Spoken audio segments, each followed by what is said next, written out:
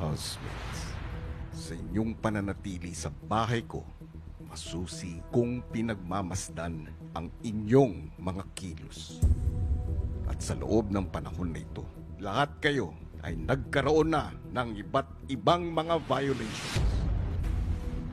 Mula sa lapel,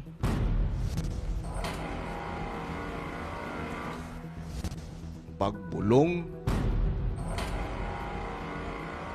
pagtulog ng wala sa tamang oras,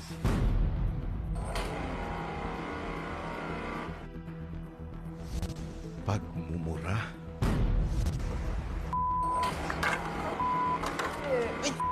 Sorry. pagkabasag ng aking gamit,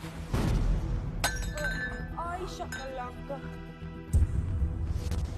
paggamit ng sign language, usapan sa naging bisita tungkol sa outside world, at maging ang mga usapan tungkol sa nominasyon na mahigpit kung ipinagbabawal. I don't know who to pick. I don't know. Can I just nominate you? Bro, Ilang beses na akong nagpapaalala, pero paulit-ulit pa din nilabag ang aking